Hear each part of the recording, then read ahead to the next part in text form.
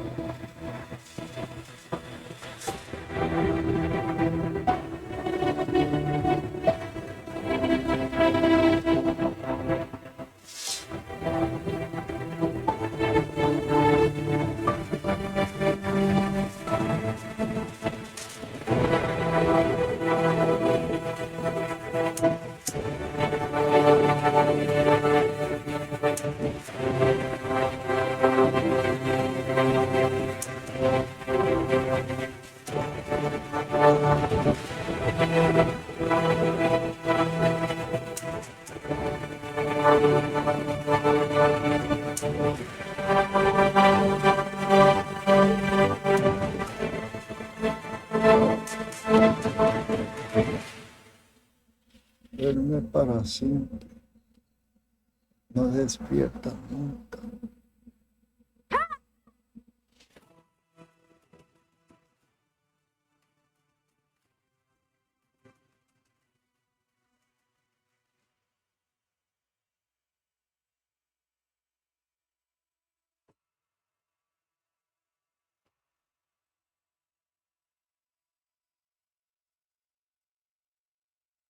Más allá de este verso que me mata en secreto, está la vejez, la muerte, el tiempo inacabable.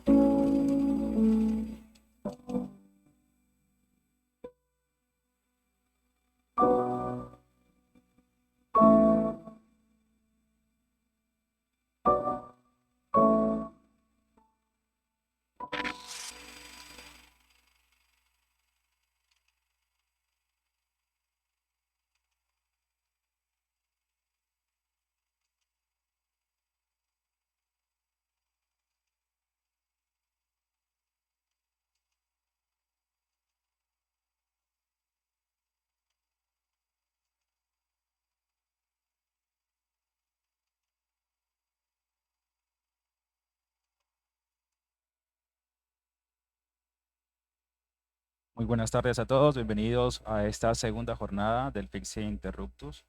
En esta oportunidad tendremos el espacio de astronomía y arte, una charla que recoge conocimientos astronómicos y los conecta con el arte y el cine. A continuación voy a invitar a que esté en escenario a Alfonso Inam. Le damos la cordial bienvenida. Él es diseñador industrial, artista plástico y astrónomo autodidacta, director del observatorio AHR-UPA en Puerto Colombia y miembro de la Junta Directiva de la Red de Astronomía de Colombia, RAC. Bienvenido. Le damos el paso también a Edgar Puentes. Él es ingeniero de sonido, músico y astrónomo entusiasta, creador de conciertos cerebro y conciertos pedagógicos, creativo, investigador de arte y ciencia y es miembro de la Comisión de Sabios. También le damos la bienvenida a este espacio. No siendo más, los dejo con ello. Espero que disfruten de este espacio, de esta edición especial del Fixing Interruptus. Bienvenido.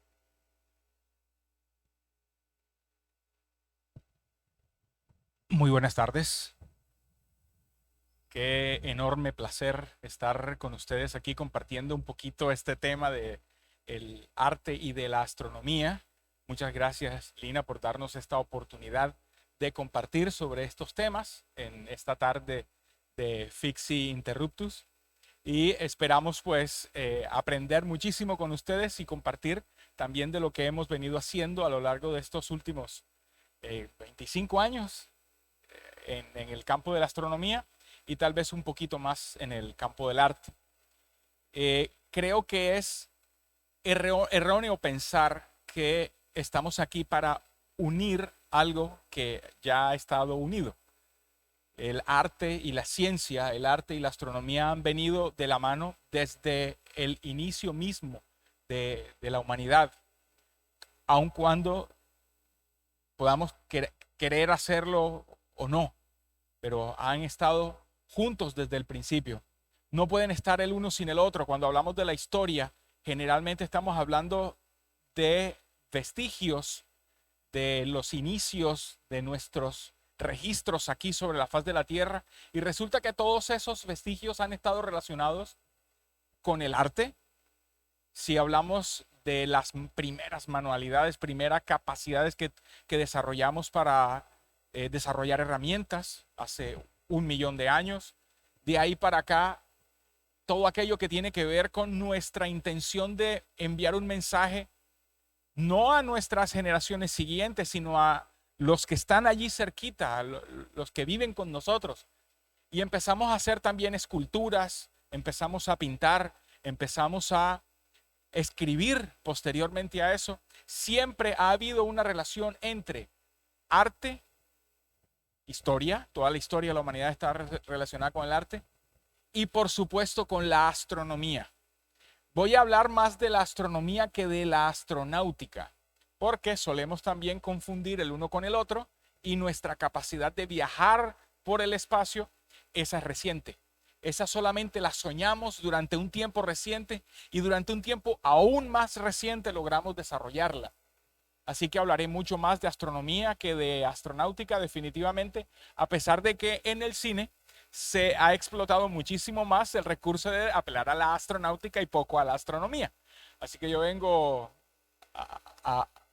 con mi uniforme de superastrónomo a hablar un poco más sobre astronomía, que es mi pasión primera junto con el arte, porque la de astronáutica me llegó después.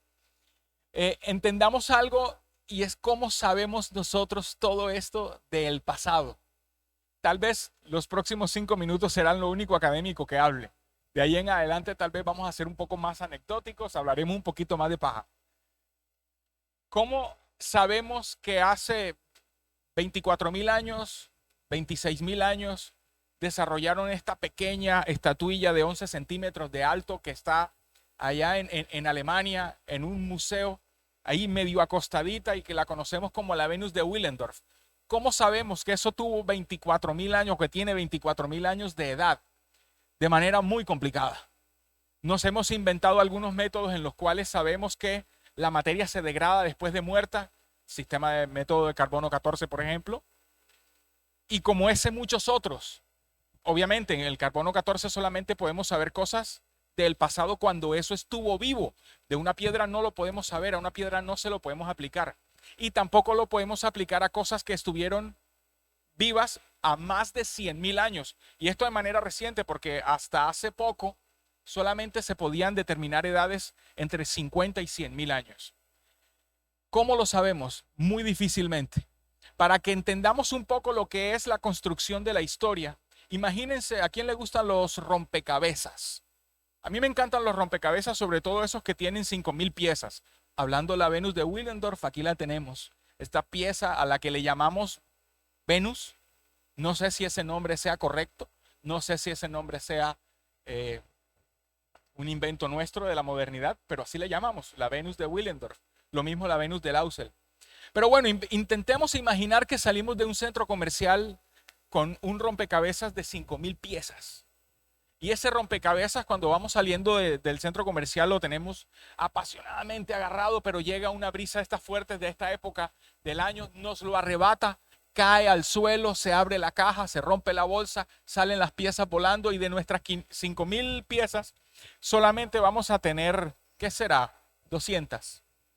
Tristemente empezamos a recogerlas del suelo, venimos con nuestro montoncito, llegamos a la casa con nuestro montoncito sin caja. Llegamos y las colocamos allí en la mesa del comedor e intentamos con 200 piezas armar un rompecabezas de 5,000.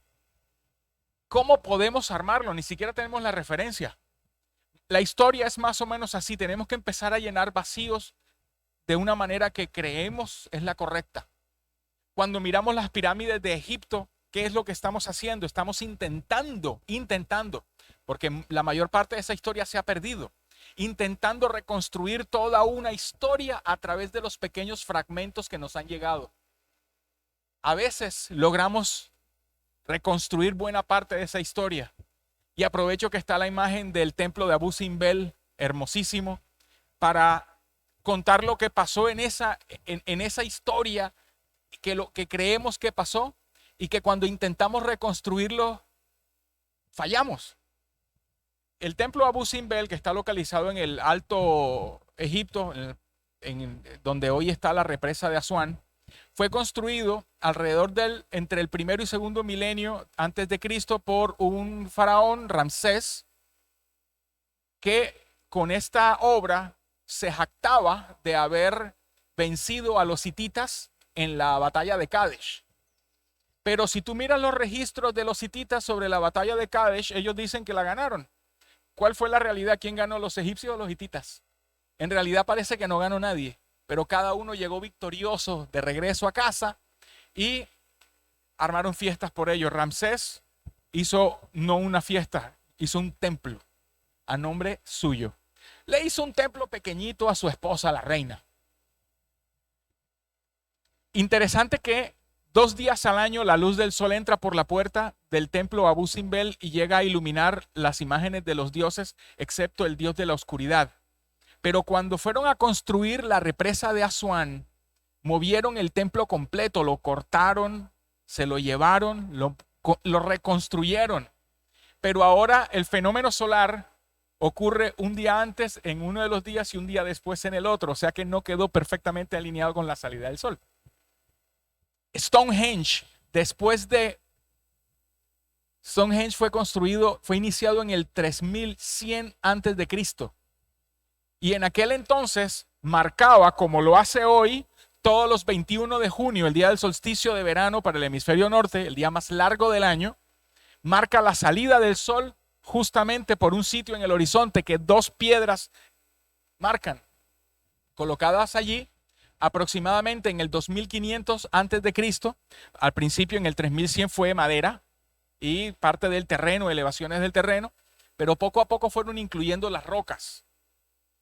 Teníamos toda esa precisión astronómica que todavía tenemos, pero que en algún momento no sabemos interpretar, como nos ocurrió con el rompecabezas. A lo largo de la historia hemos tenido esta relación íntima entre astronomía, arte, en todas sus manifestaciones. Tal vez hablaré del que menos hablaré, tal vez será del cine, dejaré de ustedes que lo hagan. Creo que de eso tengo mucho más que aprender yo. Y tenemos algunos ejemplos, por ejemplo, a lo largo del Renacimiento, todas estas maravillosas pinturas en las cuales la astronomía ha tenido que ver.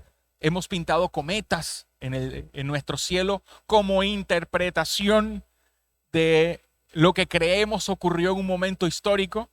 Voy a pedirle a mi amigo, el que me pasa las diapositivas, que me deje la anterior, por favor, un momentito más.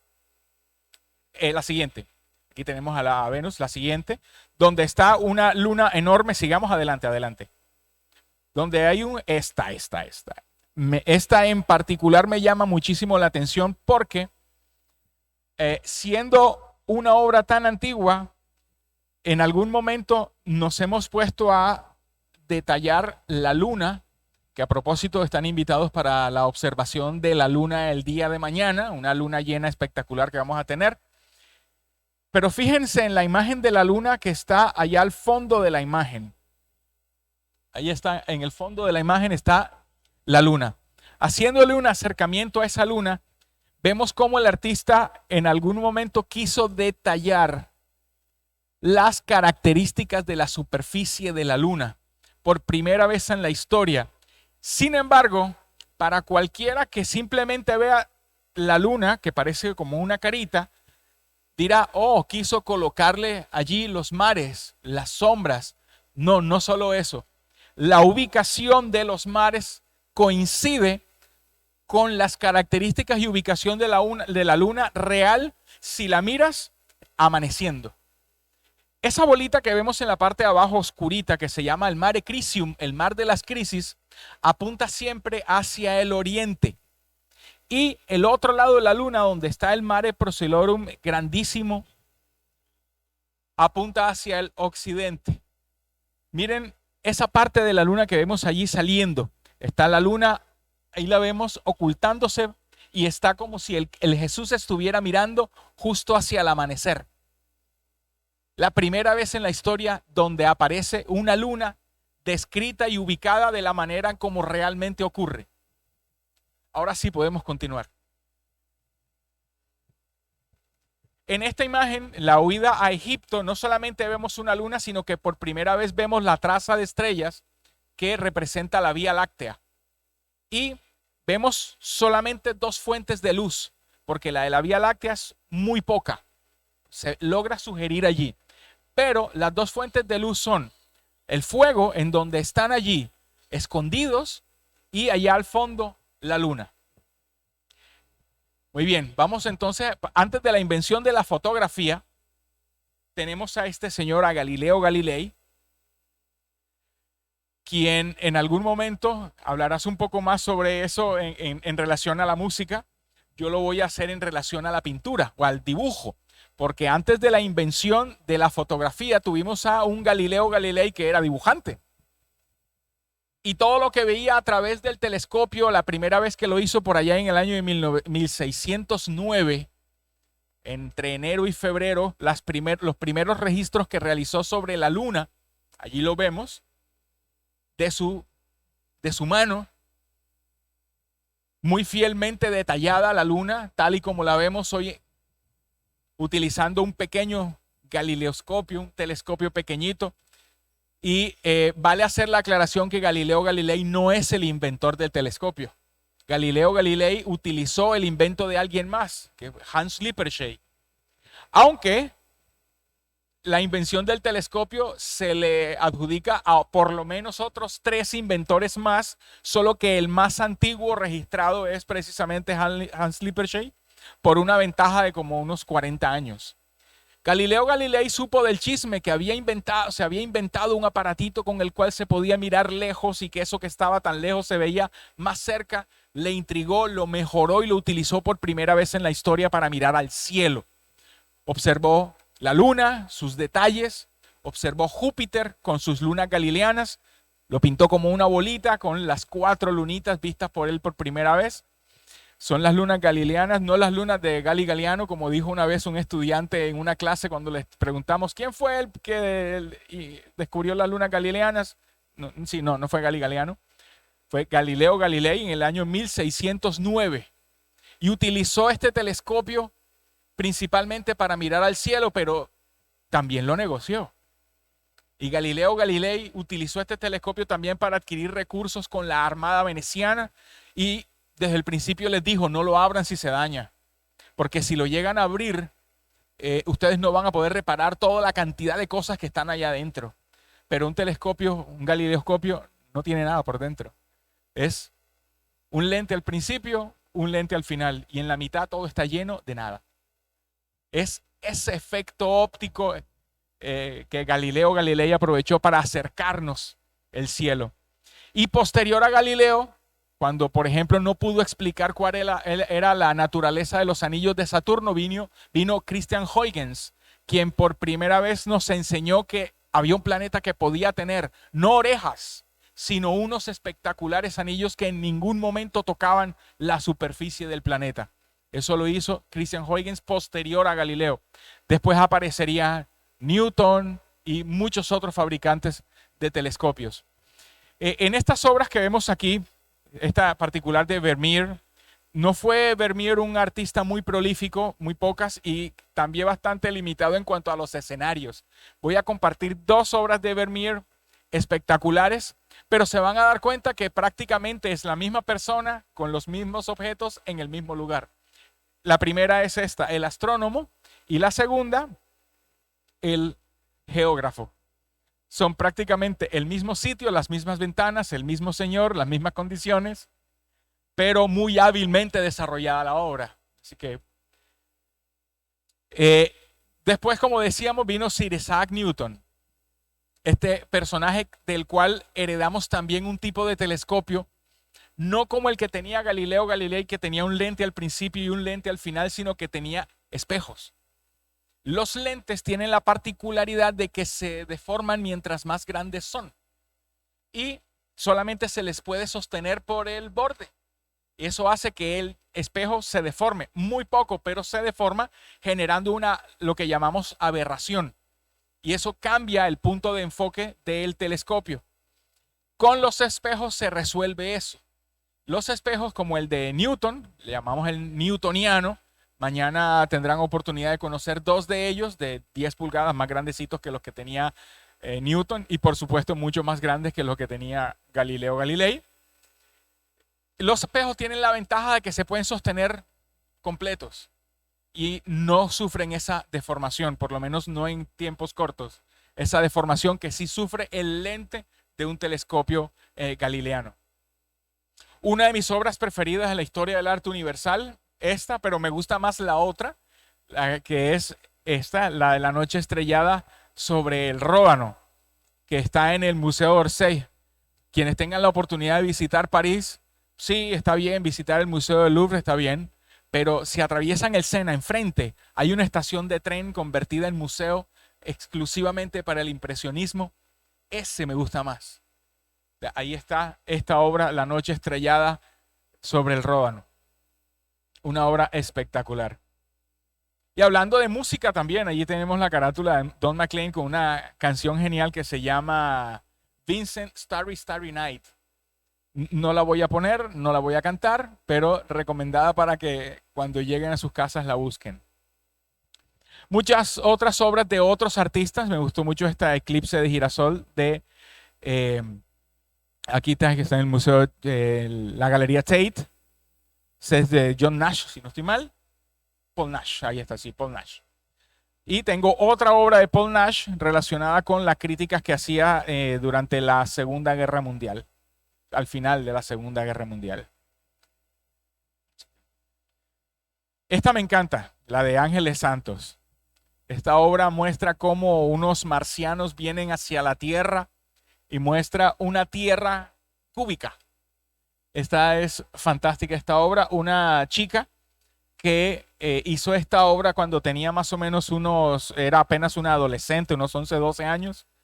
Y fue la obra por la que se le reconoció el resto de su vida. Después murió muy viejita. Este lápiz es mío. Este es de un retratito de Carl Sagan.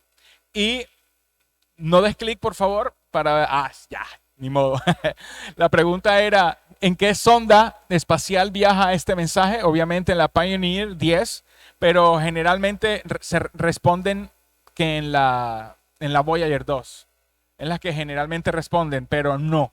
En la Voyager 2 no va este mensaje.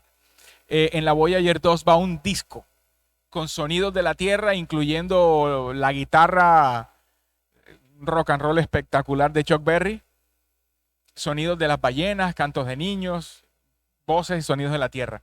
Quienes tuvieron la oportunidad de aprender astronomía desde el principio con Carl Sagan, seguramente tuvieron la oportunidad de conocer también las obras que estaban allí.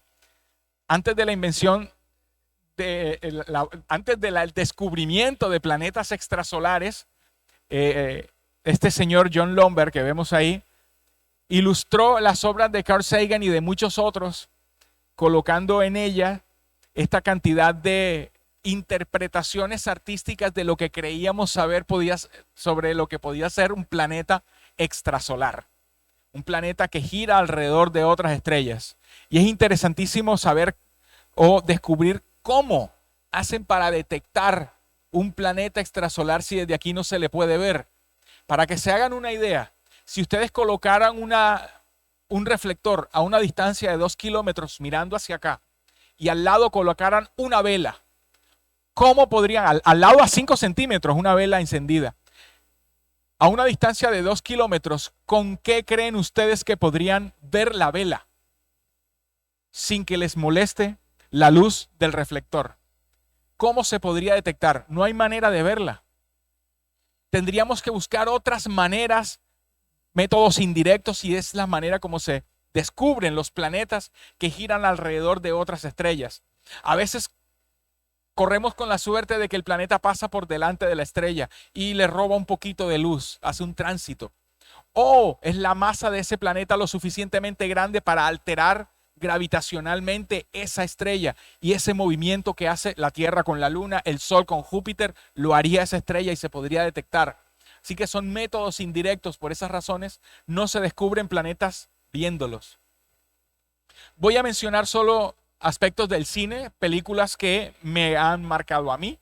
No puedo dejar de mencionar, por supuesto, la de los hermanos Méliès.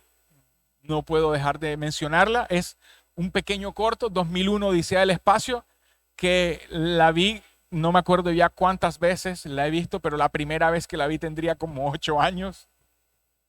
La primera vez que vi 2001, Odisea del Espacio, me impresionó lo silencioso que podía ser, lo largo que podía ser una pequeña caminata.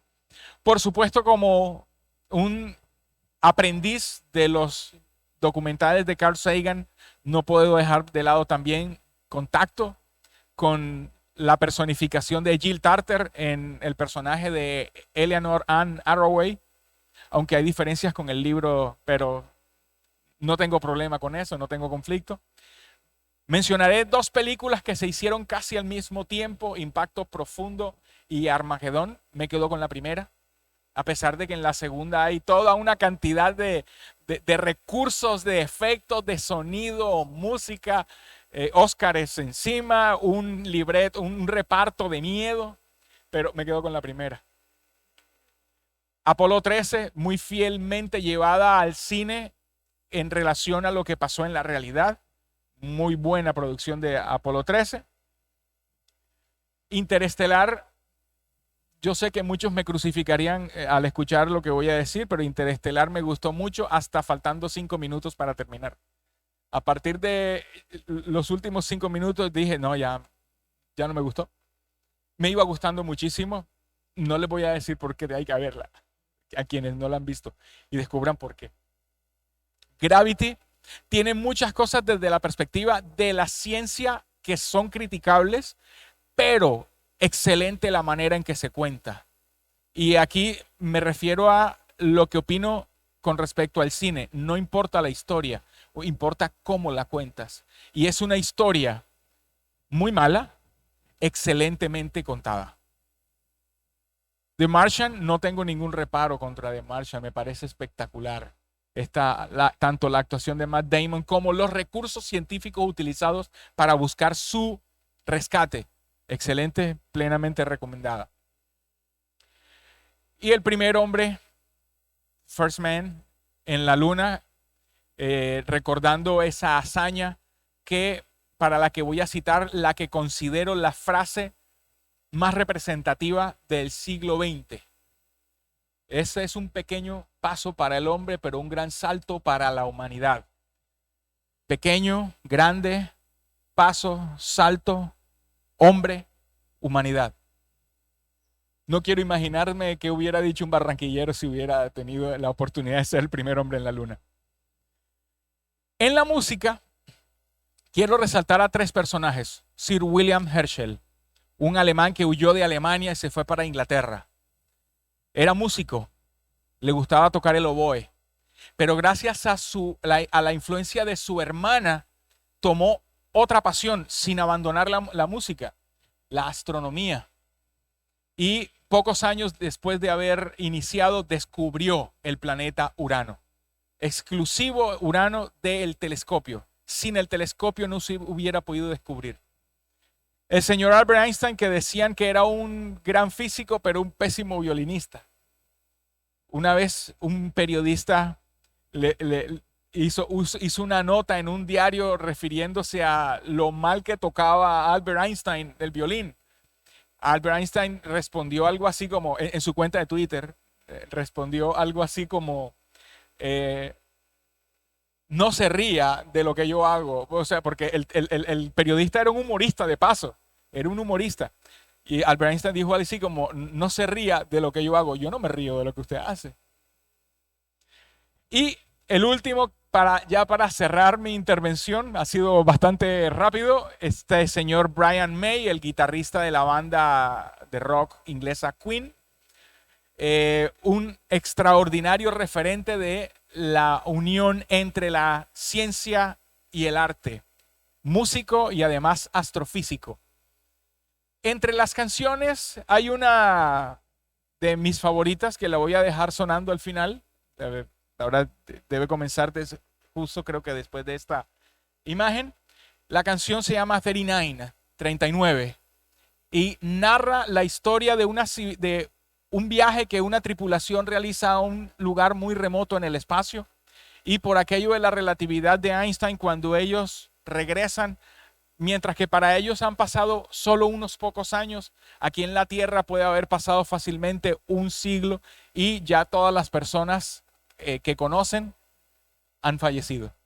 Entonces los dejo entonces con la canción 39 y algunas imágenes, y con esto pues me despido yo.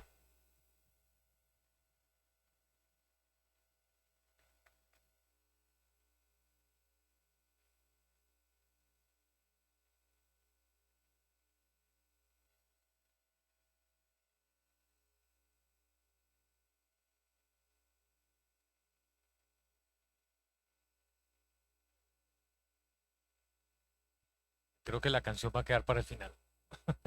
Ok, muchísimas gracias, Alfonso. No, creo que después de que haya hablado Alfonso, no sé qué voy a decir yo. Ya me siento preocupado. Pero bueno, justamente en esta lógica de poder entender las relaciones entre el arte y la ciencia, comprender cómo el cine, la música, la astronomía, la matemática, la geometría han estado unidos en el tiempo, pero cómo desafortunadamente en algún punto de la historia fueron separadas.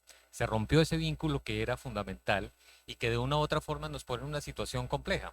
Hoy creemos que la ciencia pertenece a un campo muy particular, los científicos, el arte a los artistas de alto nivel, pero hemos perdido ese lenguaje fundamental de la vida cotidiana. Y vamos a tratar de mirar un poco en la historia esa relación arte-ciencia, pero también comprender la importancia que tiene en el desarrollo del ser humano, en la visión que, por ejemplo, hoy tiene la NASA con una pregunta fundamental, que es el origen de la vida.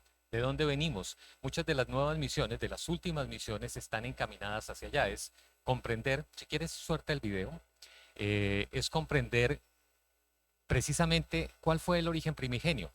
Es la pregunta esencial. Misiones como Nuevos Horizontes, Osiris Rex, Lucy, que en estos meses, octubre, si no estoy mal, entre octubre y noviembre va a ser lanzada, son misiones que están buscando esa pregunta. Y mucho del cine ha ido también encaminado a entender cuál es el origen de la vida en la Tierra. Creo que no soltaste el video, excúsame. Si lo puedes soltar. Abajo, pues.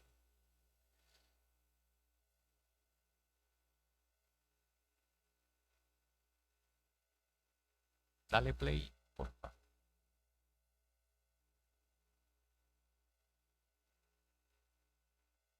Creo que el computador no quiso funcionar, pero no importa. Si quieres saltar, no hay problema. Quería mostrarles un video con una de esas grandes reflexiones que hacía uno de los neurocientíficos más importantes de Colombia, Rodolfo Ginás. Y él decía, lo que más se parece al lenguaje del cerebro es la música. Pero cuando hablaba de eso decía, cuando escucho el ruido de fondo del universo, se parece tanto a la actividad cerebral. Es como cuando las neuronas se comunican. Ese sonido que escuchamos de base, de fondo en el universo, es muy similar al lenguaje de base con el cual funcionan nuestros cerebros. Y en algún punto él decía, somos como universos que nos comunicamos los unos a los otros con distancias enormes, pero en una temporalidad que nos hace pensar que estamos muy cerca y que todo se da de manera inmediata. Y precisamente recordando eso y echando hacia atrás, si quieres pasa a la siguiente, por favor.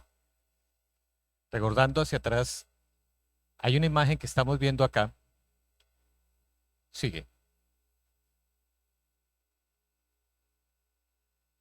Ahora devuélvete. Esto de no tener el control es un poco difícil. Devuélvete una más, varias atrás. Atrás, atrás, atrás. Esa que está aquí. Fíjense que esta es la primera reflexión que hace Galileo, que era lo que tú narrabas, cuando hace su primera observación a través del telescopio. Y él dice esto, dice, esta es la fecha, octubre del 1608, armado de su telescopio, Galileo subió al segundo piso de su casa, lo sacó por una ventana que daba al exterior. No podía dar crédito a sus ojos. El cuarto o quinto día tras la conjunción, cuando la luna se nos muestra con cuernos brillantes, el límite que separa la luz de la oscuridad no forma una línea oval uniforme, sino que está marcado por una línea desigual, quebrada y muy sinuosa. Dado que más allá entre luz y oscuridad, una especie de excrescencias se extienden hacia la zona oscura y por otro lado unos pequeños puntos oscuros se introducen en la luz. Galileo sabía lo que estaba viendo y es un tema muy interesante. Igual que las sombras de los valles de la Tierra disminuyen con el ascenso del Sol, estos puntos lunares oscuros se introducen en la luz. Ahora, ¿esto es por qué es interesante? Porque fíjense que Galileo, gracias al trabajo que había hecho, que Alfonso nos contaba, en la pintura, él había estudiado con Vasari en Florencia, todas las técnicas del claroscuro, él entendía lo que estaba viendo.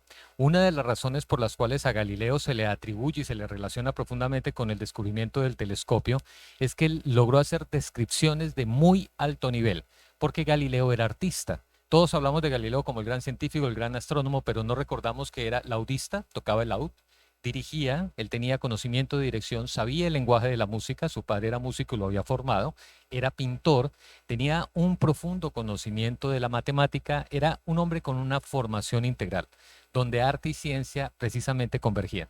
Y lo interesante es que con la formación artística, él había tenido esa capacidad y ese nivel de detalle que tiene el artista para aplicarlo en la ciencia y poder hacer la mejor observación astronómica de la Luna. Y ahí justamente vemos esas primeras imágenes que Alfonso también nos mostraba. Siguiente. Sigue, sigue, sigue. Sigue, sigue. Excúsenme porque me va a tocar hacer el backstage y van a oír mi voz. Sigue, sigue, sigue. Y mucho tiempo después aparece uno de los grandes escultores que también Alfonso mencionaba, Carl Sagan, uno de los difusores de la ciencia, un hombre que se interesó profundamente por dar a conocer la astronomía. Y él dijo cosas como estas. Por ejemplo, ¿es ese tono agudo y débil la única voz en miles de años luz? ¿O es más bien una especie de fuga cósmica con temas y contrapuntos? Disonancias y armonías con 1.000 millones de voces distintas tocando la música de la vida en la galaxia. Él hizo analogías todo el tiempo en su famosa serie en Cosmos. Tuve la fortuna de conversar con la esposa y con su viuda y con la doctora Adriana Campo, hablando de un proyecto en particular, y ella decía que él siempre tuvo el sueño de poder imaginar ese viaje de la nave interestelar a través de la música, porque sentía que la música era ese lenguaje particular con el que se podría explicar el trasegar a través del sistema solar, el reconocimiento y el descubrimiento del sistema solar. Ahora, la pregunta es, ¿en qué momento se rompió ese vínculo? Que lo vemos claramente en algunos científicos y artistas. ¿Cómo se rompió esa lógica de entender el arte y la ciencia de forma simultánea? Si quieres, dale 2 veces más. Hay un autor, un gran pedagogo, Ken Robinson, y él dice, somos educados para perder nuestra creatividad. La estructura de nuestra sociedad, a través de la educación, rompió esas dinámicas de relación fundamentales. Y como decía Picasso, uno de los grandes problemas que enfrentamos hoy es perder la creatividad. Todos los niños nacen creativos. El problema es seguirlo siendo mientras crecemos y nos hacemos adultos. Cuando uno mira las relaciones arte-ciencia, uno ve que quienes lo hacen son seres profundamente creativos, innovadores, porque ese lenguaje no se ha perdido. Es la sinestesia en la que viven los niños, esa capacidad de integrar mundos y entender que todo está relacionado. Lo único que varía es el nivel de interpretaciones que tenemos para ver esa realidad. Si quieres, la siguiente. Y en esa misma dimensión, Jonas Salk, uno de los virólogos más importantes, creador de la vacuna de la poliomielitis, decía esto, que es en gran parte esa pregunta fundamental que hoy se hacen grandes empresas como la NASA, pero también es la gran pregunta del mundo. Él decía, si todos los insectos de la naturaleza desaparecieran, en menos de 50 años toda la vida en la Tierra desaparecería. Si todos los seres humanos desaparecieran de la Tierra en menos de 50 años, todas las formas de vida florecerían. Gran parte del problema que tiene no articular arte y ciencia y no entender que son lenguajes que forman parte de lo común, de la cotidianidad, es esto que vemos hoy. Ese espíritu humano que ha llevado a la degradación y a la complejidad de afectación en el planeta entero. Es una de las grandes causas y es uno de los temas fundamentales en los cuales hoy se está trabajando alrededor de la ciencia, alrededor del arte, para enfocar el destino de la humanidad y entender que tenemos un papel mucho mayor. Por eso cuando hacen la pregunta de ¿para qué la carrera espacial? Esas discusiones que se hacen de manera un poco absurda, todo el presupuesto que invierten en enviar una nave fuera del espacio, no se tiene en cuenta que la razón fundamental para hacer eso es precisamente valorar, mostrar el tesoro enorme que es el planeta Tierra, la capacidad de un planeta de generar vida en su increíble e infinitas formas, como lo podemos ver en la vida animal y en la vida vegetal.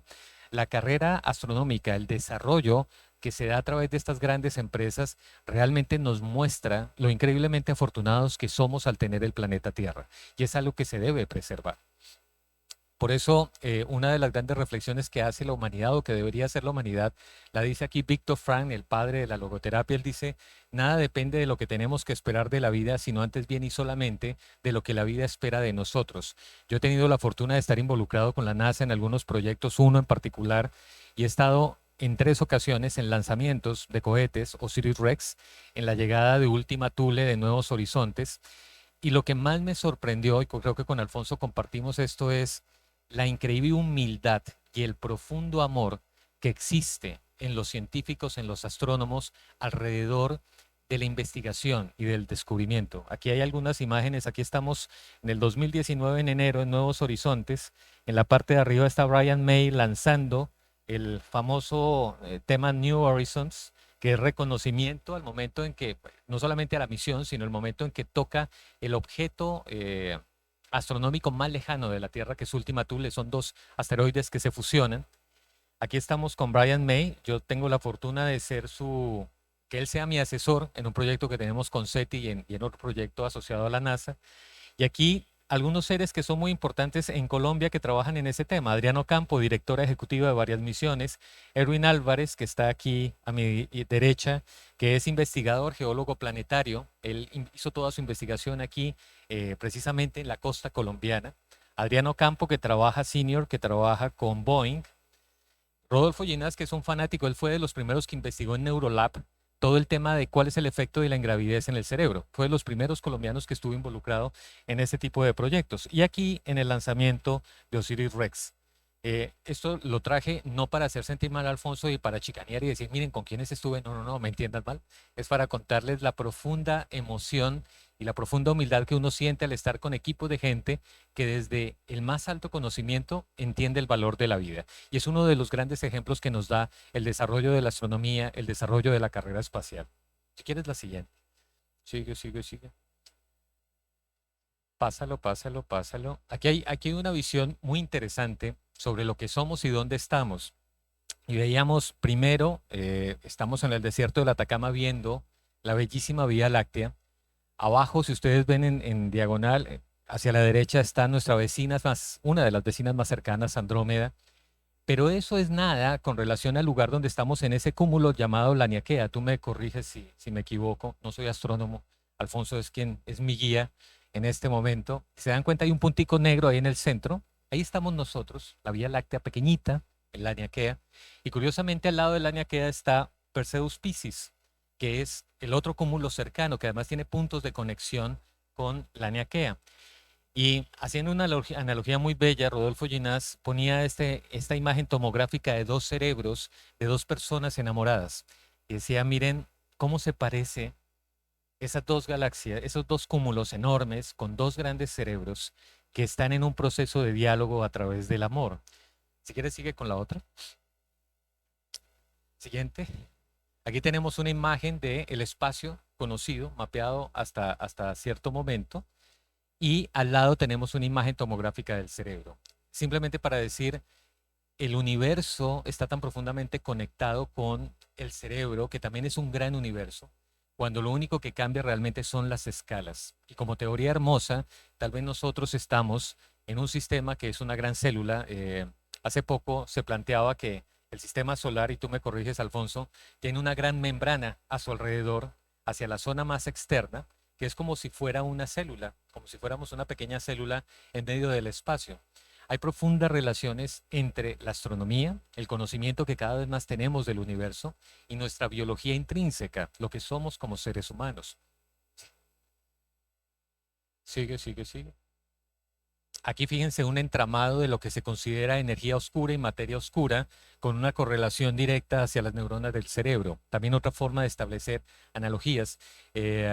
Oliver Sacks, antes de morir, decía, un famoso neurólogo, que cuando observaba lo que habían descubierto de energía oscura era algo así como el flujo electroquímico que conectaba las diferentes neuronas de nuestro cerebro.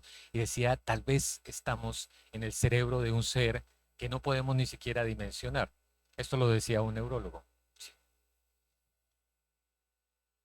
Y ahí, fíjense que en la pandemia, saliendo de mi casa, yo soy fotógrafo por afición, tomé mi cámara y tomé fotografías de esta gota de agua. Y si ustedes se dan cuenta, cuando hace un acercamiento, es como si estuviera viendo una nebulosa a lo lejos. Y simplemente es el reflejo del sol que pone la impronta de esa imagen que aparentemente es como si fuera la nebulosa del cangrejo. Y a lo que quiero llegar con eso es, el universo está profundamente conectado, donde, ejemplo, a través del arte podemos apreciar, podemos darnos cuenta de esa increíble belleza que hay a través de ese conocimiento, esa forma en la que podemos explorar lo que realmente somos, en un punto en el que somos profundamente desconocedores no solo de nuestro origen, sino de la misma naturaleza de la vida. Porque todo esto está ligado para llegar al punto en el que vamos a ir cerrando, y es, ¿para qué tenemos cerebro? El cerebro históricamente, evolutivamente, se dio para encontrar soluciones, resolver problemas y crear interpretaciones. ¿Por qué? Porque en definitiva lo que hizo fue hacer una puesta en escena. Somos una puesta en escena. El arte es precisamente eso, pero la ciencia de igual manera. Sigue. Y así, de esa forma, cuando hacemos puestas en escena y tenemos múltiples interpretaciones, llegamos a un proceso de codificación. El cerebro tiene los sentidos, la misma estructura cerebral, pero que nos permite identificar diferentes espectros de codificación. Uno habla de ondas de radio, habla de infrarrojo, habla de una serie de espectro que se mide por grados de frecuencia, pero que en el caso muy particular, recuerden que yo voy a hablar un poco de la música, se da en el espacio musical de 20 a 20.000 hercios. El espacio musical es profundamente limitado, solo 19.980 frecuencias. Ahí escuchamos. Si habláramos con una ballena, lo que nosotros oímos para una ballena es sonido de baja frecuencia. Una ballena escucha hasta 800.000 hercios. Su capacidad de percepción es completamente diferente a la nuestra. Entonces, lo interesante es que arte y ciencia también tienen que ver con las formas de codificación con las cuales interpretamos y vemos el universo. Aquí vemos en un espectro de 16.8 millones de colores todos, pero si traemos a una iguana o traemos a un ave, el nivel de percepción que ella tiene es completamente diferente al nuestro. Ella ve un mundo que nosotros ni siquiera podemos interpretar. Desafortunadamente aquí les iba a mostrar cómo eso en la música se representa en la personalidad a través de la música. El cine representa ese rasgo que identifica, que da el carácter, pero infortunadamente el computador no nos deja ver los videos, así que sigamos adelante. Y la música también tiene eso, múltiples niveles de interpretación. Históricamente, aquí lo vemos, partituras que vienen desde la Edad Media, aquí en un periodo conocido como el periodo clásico, y aquí en un contexto contemporáneo donde las lógicas de interpretación son completamente diferentes. Esos lenguajes de interpretación que cobijan a la ciencia también se aplican en la música. Y aquí el por qué en algún punto se separa estas dos áreas del conocimiento. Fíjense que en Colombia hoy se pelea mucho por implementar lo segundo versus lo primero. En el contexto del conocimiento se habla de primario de la ciencia, de la tecnología, de la ingeniería y de la matemática. Se dice en el modelo STEM, que son las áreas fundamentales de desarrollo. Pero en el mundo cada vez se entiende más que esto debe estar acompañado de las artes y el diseño. porque son formas de generación de conocimiento, la creación y algo que se conoce como investigación, creación. Colombia hoy va muy en esa línea y es muy importante porque ahí empiezan a converger y entenderse los puntos de encuentro entre el arte y la ciencia. Y fíjense que precisamente en eso Galileo y todo lo que ocurrió en el Renacimiento es muy buen ejemplo para contextualizar el por qué esto es importante y la manera en que en este momento no existían diferencias ni divisiones. Y este es un ejemplo muy interesante. Hay un libro que les recomiendo, Dos lecciones infernales, el estudio científico, matemático y arquitectónico del infierno de Dante. ¿Esto quién lo hizo? Galileo Galilei. Galileo se puso en la tarea de tratar de definir matemáticamente cómo estaba constituido el infierno. Hizo un tratado matemático de un nivel maravilloso, muy interesante. Lo hizo cuando era muy joven, tenía tan solo 24 años. Pero allí uno puede ver cómo en este momento se atrevían a encontrar esos puntos de relación, no a separar. Es decir, el infierno no podría ser explicado matemáticamente. No, es posible explicarlo de manera matemática. Y Ricardo Pratesi, quien hizo el prólogo de este libro, decía, la distinción entre los saberes humanísticos y científicos, como si la ciencia no fuera producto del hombre, es el fruto más reciente del ansia de especialización típica de la carrera por el desarrollo tecnológico. Esa distinción no existía en tiempos de Dante ni Galileo, cuando el conocimiento dividido en trivium y quadrivium contribuía por igual a la totalidad cultural. La cultura es una sola cuando está en la misma mente. Todo esto cobija el concepto de la cultura, arte y ciencia. Y aquí un punto muy interesante, por aquí vamos a ir ya empezando a cerrar, que es aquellos ejemplos maravillosos sobre esos encuentros entre el arte y la ciencia. Si quieres darle una más, por favor. No, devuélvete. Ya, ahora sí. Y es la famosa teoría de las esferas. Pitágoras había hecho un planteamiento, digamos, esto tiene una historia mucho más larga, pero el tiempo es corto, por eso estoy corriendo, donde se planteó que la música era la manera en la que se podía explicar espacialmente la constitución del sistema solar.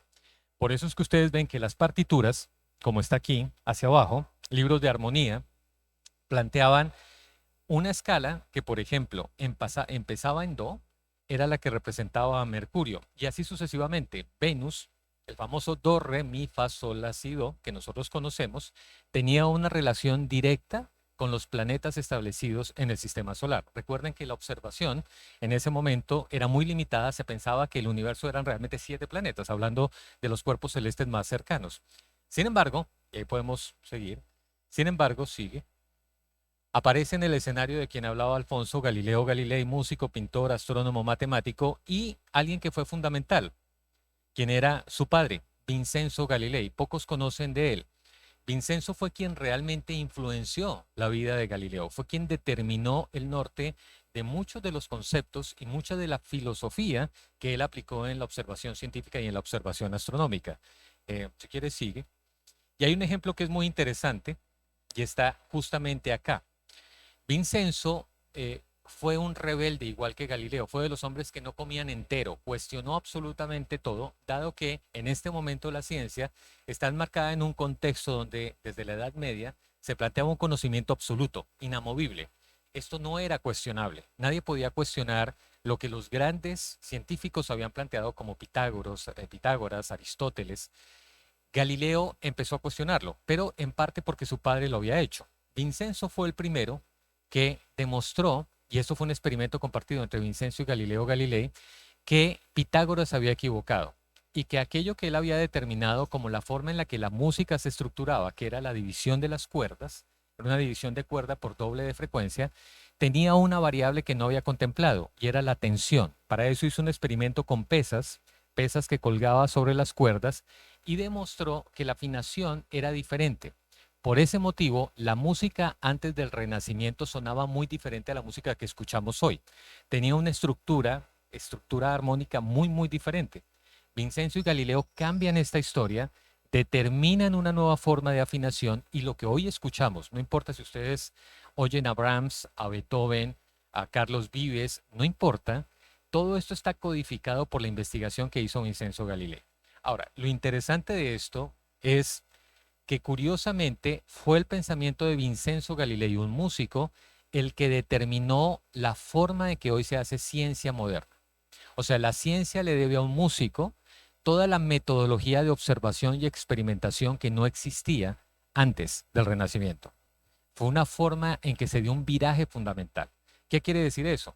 En este momento, recuerden, la música formaba parte del quadrivium, era una estructura de pensamiento, era igual que la matemática, era igual que la aritmética, era igual que la astronomía. No existía esa diferenciación. Y es muy interesante ver que fue un músico quien lo logró.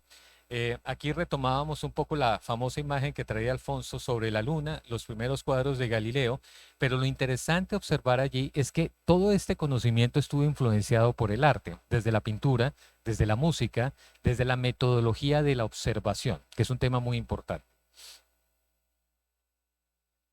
Y fíjense que hay otro elemento allí, una más, y es que el mismo Einstein había dicho que en tiempos de Galileo el problema se daba en cómo se hacía la medición. Con Alfonso antes de esta charla hablábamos y él decía, es tan fácil hoy tomar un cronómetro y poder medir tiempos. Tenemos instrumentos de medición mucho más exactos, las herramientas evolucionaron a través de la tecnología, pero en los tiempos de Galileo esto no existía. ¿Cómo poder hacer experimentación de alto nivel a través de herramientas muy limitadas de medición? Y es muy interesante, fíjense lo que aparece aquí a mano derecha, dice, Galileo utilizó procesos de fragmentación y división de partes iguales, método utilizado en la música en las escalas musicales en modelos proporcionales, una matemática de razones y proporciones no en unidades estándar de medición.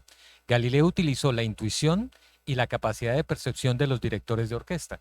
Recuerden que Einstein ya lo había dicho. Él utilizó métodos experimentales profundamente imperfectos y especulativos, algo que en la ciencia era improbable. Pero como Galileo era músico, cuando él hacía mediciones, por ejemplo, en la caída de una esfera en movimiento uniformemente acelerado, marcaba los pulsos que utilizan los directores de orquesta, las divisiones lógicas de la música, compases, pulsos, y luego los marcaba en tiempos, como lo hace un director de orquesta. Entonces ponía la esfera, soltaba y empezaba a marcar como un músico. 1, 2, 3, 4. La famosa medición que hoy utilizan artistas. El trabajo de medición se hacía de forma intuitiva utilizando lenguajes traídos de la música, traídos de la dirección. Otra forma en la que uno puede entender cómo este universo estaba profundamente conectado.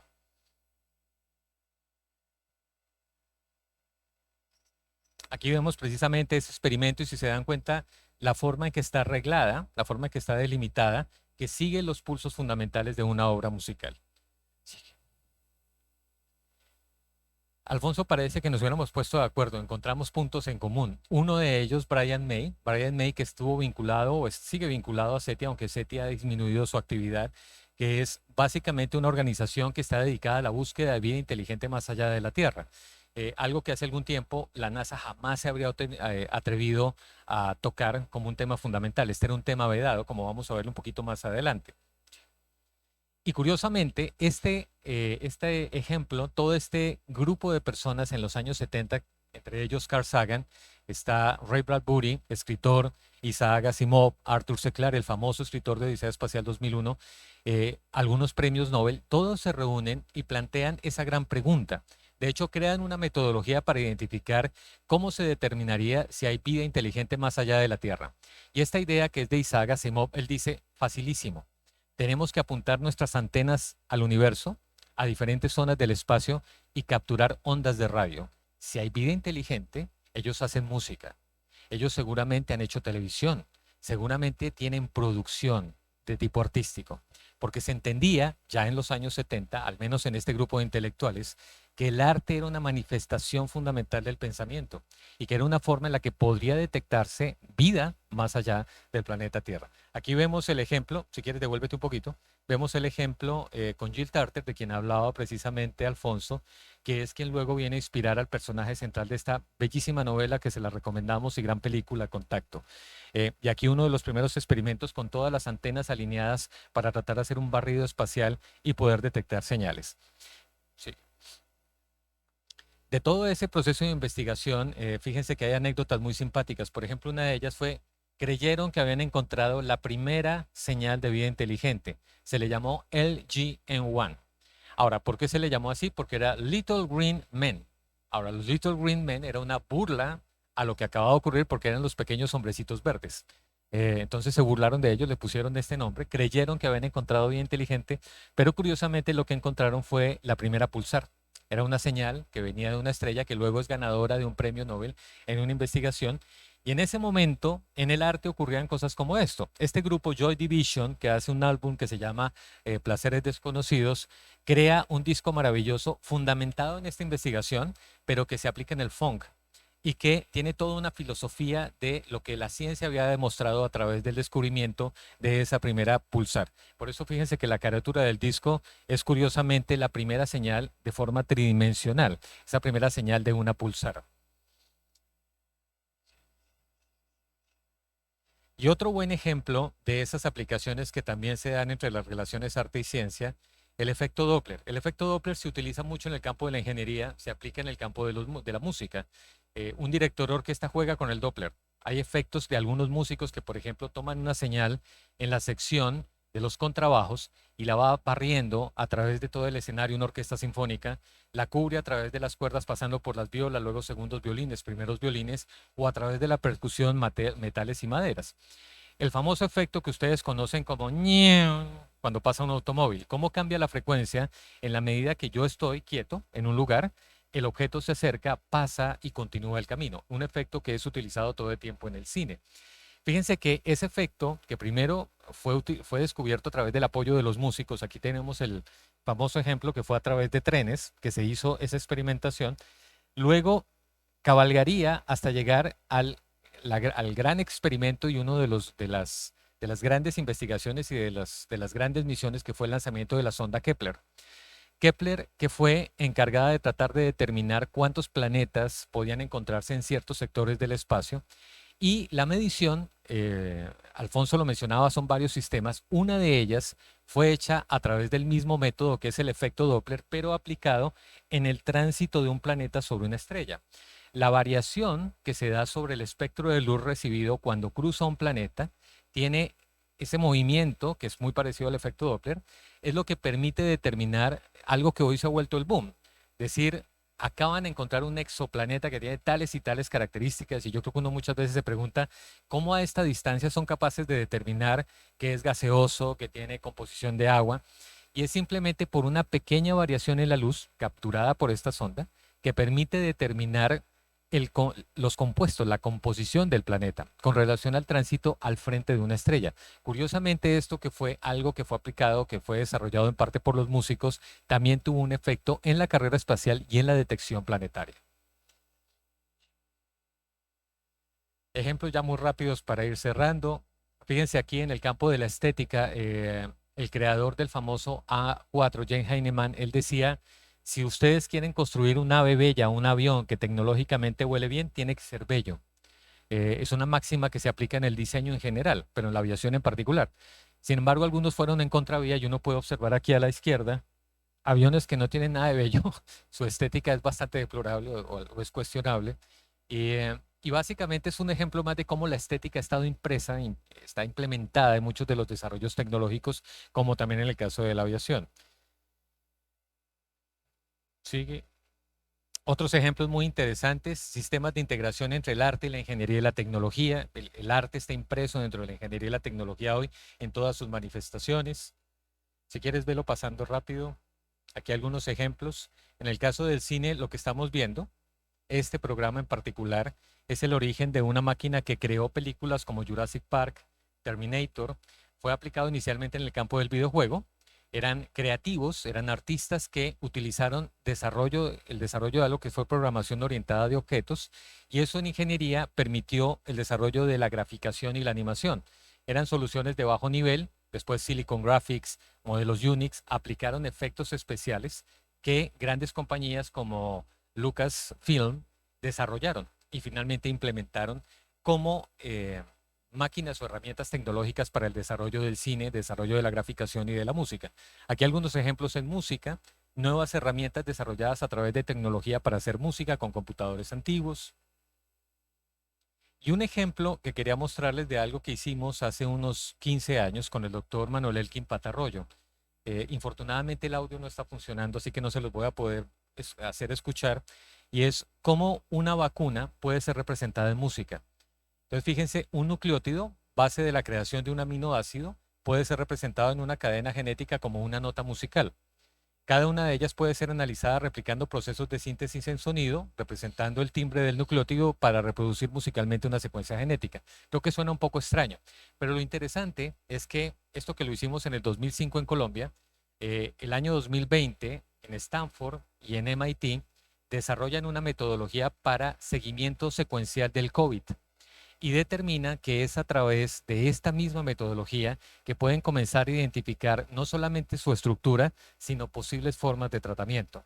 En el mundo se está dando ese tipo de interacción, una interacción donde el arte y sus metodologías se aplican en el campo de la ciencia, como fue en el caso de la observación de la Luna a través de lo que Galileo Galilei y Vincenzo Galilei hicieron durante el Renacimiento. Síguelo. Sigue. Yo estoy corriendo porque ya vamos muy mal de tiempo. Sigue. Sigue. Sigue.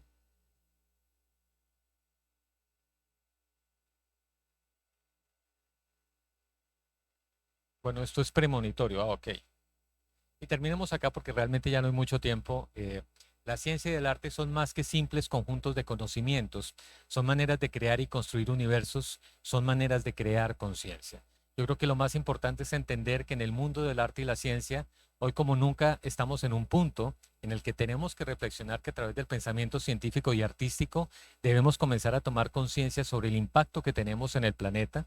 La carrera espacial, la observación de la Luna, nace allí con Galileo, claramente nos muestra eso, el profundo sencillo de humildad que como humanidad debemos tener para comprender el privilegio de la vida y comenzar a caminar de una forma diferente. Yo creo que esa es la gran lección que hoy todos estamos aprendiendo a través de la pandemia. Muchísimas gracias y Alfonso por su compañía.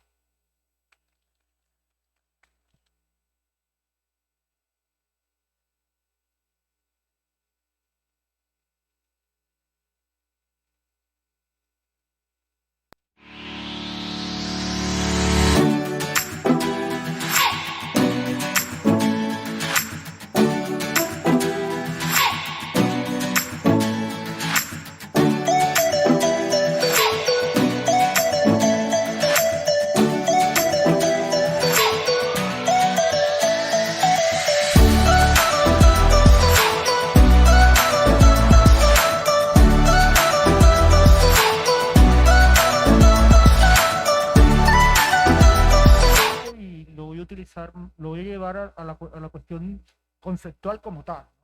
Que lo que yo encuentro es como un problema conceptual que se vino generalizando a través de la historia para poder desarrollar avances en líneas específicas, ¿no? O sea, la profundización de las disciplinas, que eso fue lo que se desarrolló en el siglo XIX con la profundización de las diferentes disciplinas, áreas del saber, entonces se fueron direccionando, ¿no? Eso no tiene que ser ni algo positivo ni negativo, ¿no? Solo fue algo que se desarrolló y es positivo y negativo en relación a la posición que toma el individuo de los conocimientos, ¿no?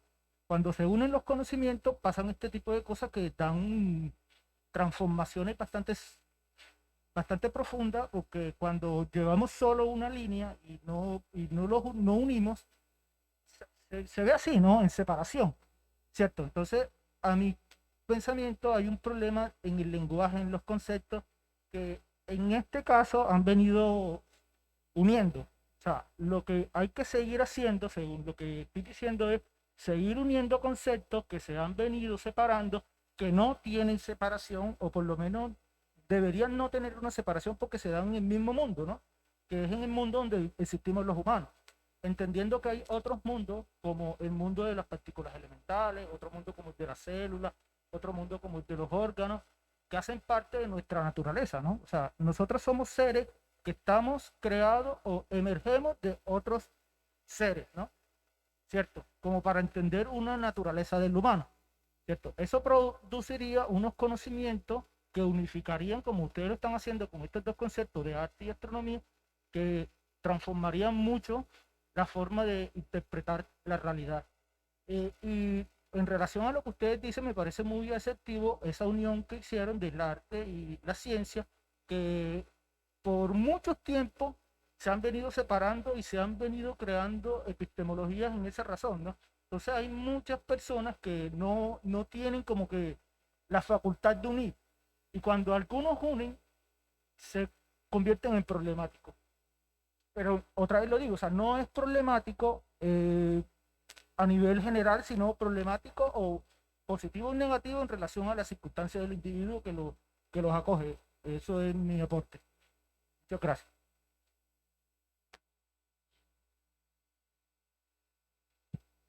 Eso me recuerda que un poquito echando para atrás en la historia, en el pasado, tal vez yéndonos al Paleolítico, creo que en el Paleolítico éramos felices, ya después en el Neolítico no, le embarramos. Era épocas en las que éramos buenos en todo, no había muchas cosas que hacer tampoco. Vivíamos felices, tal vez 35 años, pero hacíamos todo, nosotros cazábamos, cocinábamos, pintábamos ese mamut que está ahí en el techo de la cueva. Después empezamos a especializarnos. Entonces ya yo no voy a cazar, yo me voy a quedar porque yo soy el artista. Entonces yo voy a hacer esto. Pero conforme fuimos separando y fuimos buscando la especialización, fuimos desligando una actividad de otra. Pero hoy en día ya no. Hoy en día hay que pensar, hay que buscar nuevamente ese une y vencerás. Y entonces ya estamos pensando en la creación de disciplinas, maestrías, doctorados en los cuales ya se une una con otra.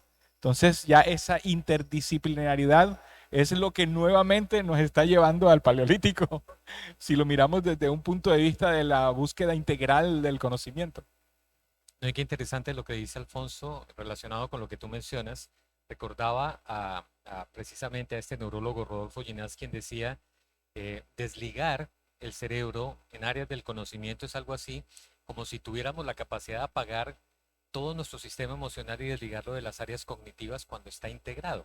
El problema fundamental es que somos un sistema que maneja todo de forma simultánea y requiere de todas las herramientas para construir la mejor interpretación posible de la realidad. Yo creo que en ese sentido es una muy interesante reflexión, un poco a lo que tú dices y a lo que Alfonso acaba de mencionar. En ese mismo sentido, yo cuando... Espera un segundito, es que no estamos escuchando muy bien. ¿Tú tienes retorno acá, por si acaso? Si te pueden poner un retorno, es que no lo alcanzamos a entender. Más Casi no te fácil. entendemos. ¿O me muevo? ¿No?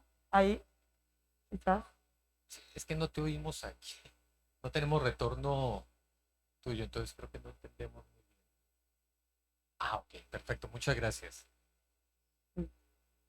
No, escuchándolo sí, también con la intervención anterior, como que este cuestionamiento de vieja data ya sobre la especialización y cómo eso separa cosas que son un poco inseparables y limita la interpretación del universo, creo que a veces no ni siquiera hay que ir tan lejos como a la Edad Media y antes de que se separaran los conocimientos de esa manera.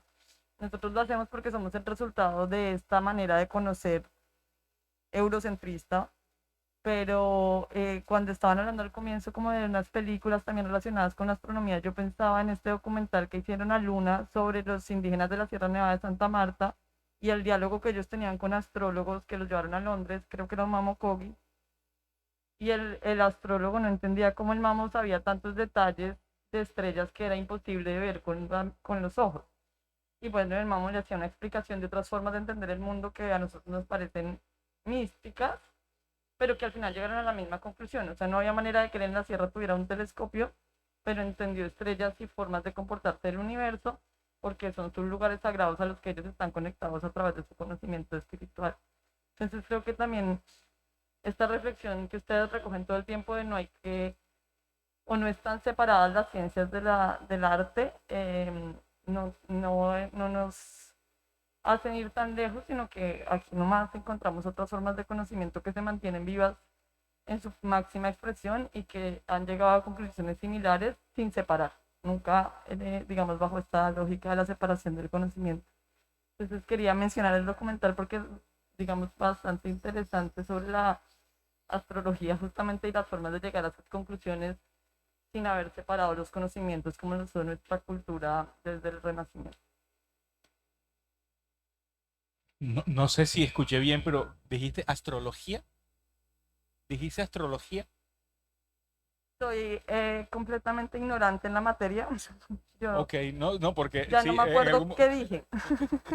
sí, no, exacto. Lo relacionamos con la astronomía. La astronomía y la astrología, a pesar de que las dos palabras pueden aparentemente significar lo mismo, la una etimológicamente es el estudio de los astros, la otra es la ley de los astros, son dos prácticas que nacieron juntas. Al principio, en la historia, la astronomía y la astrología era imposible separarlas, precisamente hasta la época de Galileo, en la cual la astronomía se independizó como una práctica absolutamente científica y la astrología como una rama en la cual primaba el conocimiento derivado de la creencia. No requería de una demostración, en cambio para la astronomía sí. Entonces, yo en el tema, en el campo de la astrología, no sé nada. En el campo de la astronomía estoy aprendiendo algo. Yo no sé en ninguno de los dos, pero lo que sé es como de maneras de aproximarnos al conocimiento y como estos diálogos constantemente cuestionan nuestra manera de entender el mundo, eh, en el sentido de que los planteamos como religiosos o místicos, o digamos con esa característica se le pierde un poco, pero al final son métodos de aprender, de conocer, que casi siempre además pasan por la observación, digamos, este mamo no se inventó eso, sino mirando al cielo, eh, y, y bueno, que nos muestran eso como lo que creo que han estado tratando de transmitir ustedes, como lo que nosotros separamos de ciencia y de arte en otros mundos y otras maneras de aprender el mundo no están separados. Sí, yo quisiera decir, pues, no te escuchamos muy bien, pero creo que entre líneas entendemos lo que estás diciendo y quería mencionar algo muy rápido. Se sale un poco del tema, pero está asociado a lo que estás mencionando. El Agustín Codazzi hace una investigación hace unos 2 años sobre el comportamiento de ciertos bagres que recorren el Putumayo y la investigación está basada en descubrir cómo se alimentan. Hay una academia que es invitada a participar con sus investigadores, un poco arrogante, dice, la forma de investigación va a cumplir con estos parámetros. E invitan a algunos de los pescadores de la zona a que los acompañen. Cuando termina la investigación, la universidad invitan a los pescadores y los pescadores les dicen, están totalmente equivocados. Primero porque no tuvieron en cuenta, pongo un ejemplo muy sencillo, ellos dicen, los peces se alimentan de tales especies en tal lugar. Y dicen, depende la época del año, depende si hay creciente o no hay creciente, depende si es en la cabecera, a la mitad o al final del río, depende y ponen N cantidad de variables y entonces el CODACI toma la decisión de hacer una investigación con los pescadores, acompañados por la academia. Entonces los pescadores son los que linean, definen toda la metodología, hacen la observación, toman los datos y el resultado es completamente diferente al que habría sido hecho precisamente por esta universidad y por este grupo de investigadores que aparentemente tienen todas las herramientas para ello. Entonces, un poco a lo que tú estás diciendo, y hago ya la cuña, Felipe, perdón, me atrevo, y Lina, en el mes de mayo, si no estoy mal, vamos a tener una conferencia que va a girar, lo estábamos hablando con Alfonso, a través de esa cosmología indígena que tiene una visión desde la observación, desde la práctica, que tiene además una lógica de conexión completamente diferente al mundo occidental en el que nosotros hemos crecido y con el que nos hemos alimentado, lo cual va a brindar precisamente ese espacio de entender esa multiplicidad de interpretaciones preciosas que encontramos en el mundo suramericano, en nuestras propias culturas y que enriquecen precisamente este discurso, que creo que es uno de los puntos de encuentro fundamentales hoy en toda nuestra sociedad.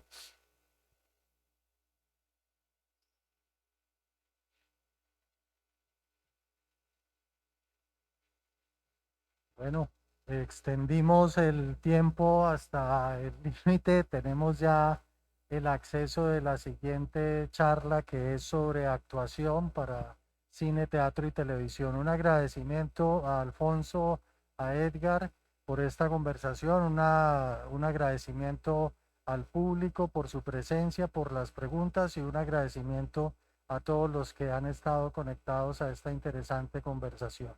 Para cerrar un poco la presencia de Edgar y Alfonso, mañana y cada una de las noches de luna llena de este Interruptus, hay una proyección especial que se llama la proyección de luna llena.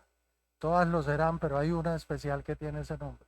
Después de esas proyecciones, se conectarán los telescopios de Alfonso y su observatorio en Puerto Colombia a la pantalla grande de cine en donde acabamos de ver la película en su momento, y en ella vamos a ver las texturas de la luna, las distintas imágenes que a simple vista pues son difíciles. Entonces mañana 28 habrá una proyección en el Castillo de San Felipe de la película Los Sonámbulos, una magnífica película argentina, y después de esa película vamos a tener este evento de observación conectado a la pantalla grande. Muchas gracias, un aplauso para nuestros invitados, por favor.